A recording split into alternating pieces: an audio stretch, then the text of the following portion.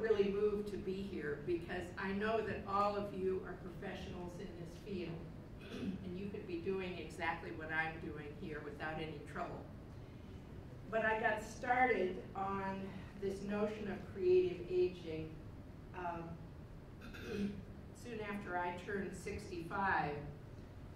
I began feeling really weary, and every day I'd come home from carrying this little nonprofit on my back and say to my husband, I don't know how much longer I can do this, but I'm not ready to retire. And what began to happen to me, I think, is something that all of you are dealing with, which is you may come to the end of a period of carrying a program full time. Because you know as well as I do that when you're carrying a program, you don't turn it off at the end of the day. It goes on all the time. And I began to do some interviews with people who are in what I consider the generative period of life, which I think of as roughly 65 to probably 75 or 80. It keeps getting pushed up. When I wrote Creative Aging, I was thinking 60 to 75, but I'm approaching 75 now, and I realize, no, I'm not ready to hang up my tap shoes either. So I have no idea, actually, what this age range is. And I do know that it is a period that Erik Erikson talked about as a struggle between stagnation and generativity. And that's really what we're going to be talking about today, is how do we help people move from a sense of despair or stagnation because of our cultural model of retire at 65.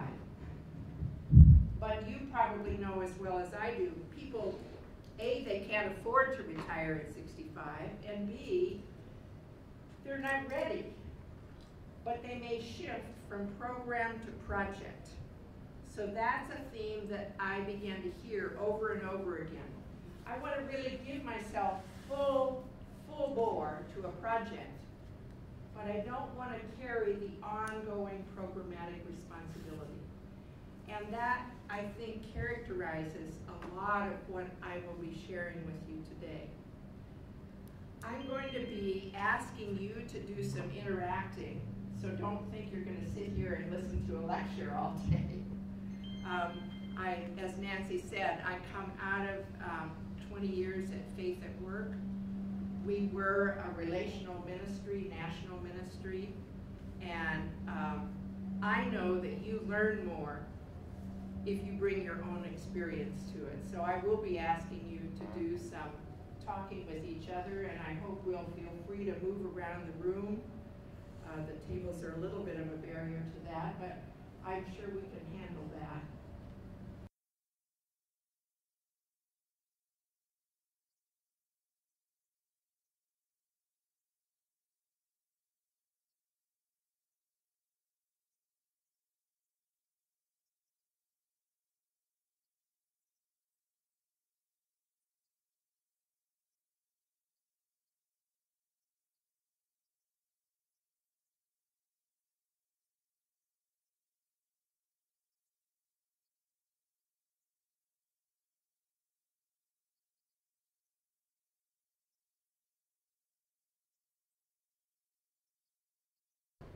And I think our culture suggests that we kind of hit our peak at, depending on what your field is, 30, 40, 55, whatever it is.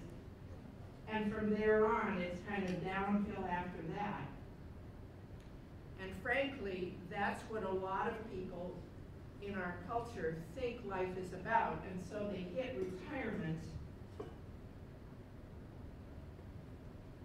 And the goal is to play golf every day and move into a nice place like this and let someone else take care of them. However, I just spent the last 3 days, twice a day, meeting with residents here, and I kept telling them, you're the pioneers, because I think the issue for many people who have grown up in a stable community and they move into a place like this, the question is, how do we create community?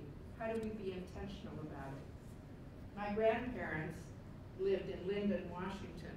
They stayed in one place their whole lives. So it was an unconscious community. They never thought about creating community. It was a given. But today, how many of you were born in the town where you're serving? That's what I figured. Los Angeles. Los Angeles. All right, that's a big area. But almost none of us are born where we are living today. And it means we have to be intentional about community. So if you look at the biblical story of call, quite often, and I'm going to be talking about call, and I will just be open with you, I believe that call is an ongoing spiral throughout our lives. It seems to me that the biblical story often begins where the cultural story ends, and that call often enters just when we think we're finished.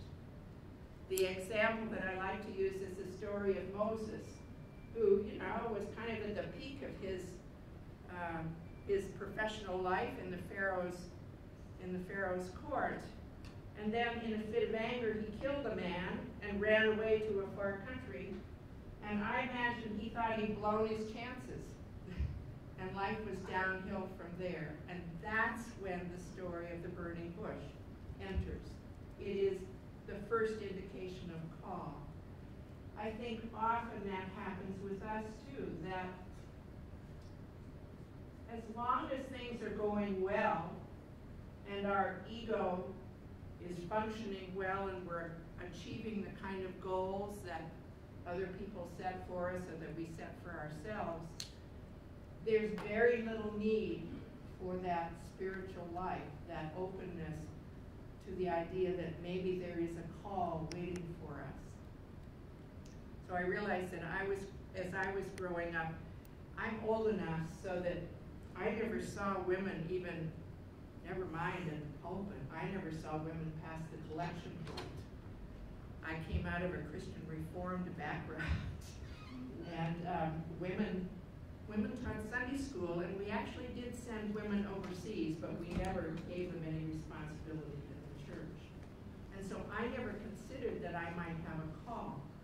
So I went off to college and graduate school and thought my life was my own. And it wasn't until much later,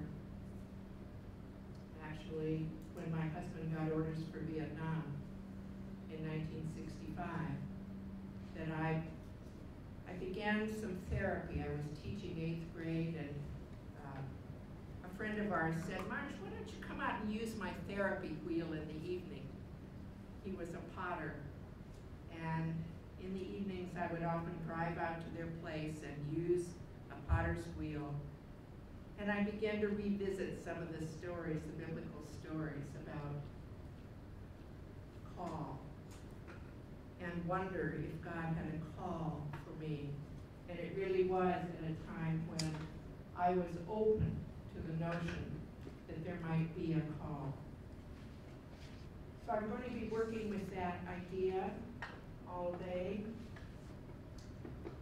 But before we get into more detail, I'm going to ask some questions. We're going to do some mixers. The first question is going to be simple. What were you called as a child, and who called you that? Something about your name, something about your family.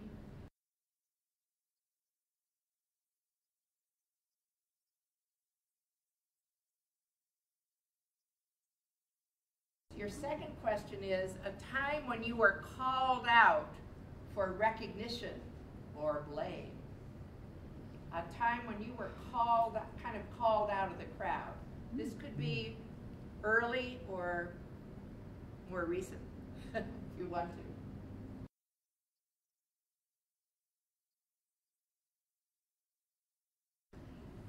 The next question may take you to a little deeper place.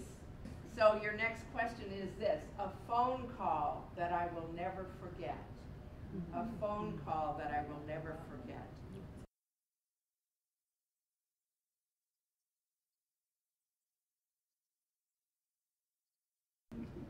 I'm going to ask you now if you would think about, how do you listen for God's call? How do you listen for that inner sense of call that we will be talking about today? I'm presuming that you would not be in the work that you're doing if you didn't have some sense of God's call. Question is, how do you listen for it? I'd like you to think about 5 I ams. 5 I ams to share with the next person. And I'd like you to alternate. So we might start with, I am a nurse. I am a pastoral counselor. And then I want you to go back and do a second one. I am. And if you can move away from jobs so that the I ams take you to a little deeper place, this is an experiment.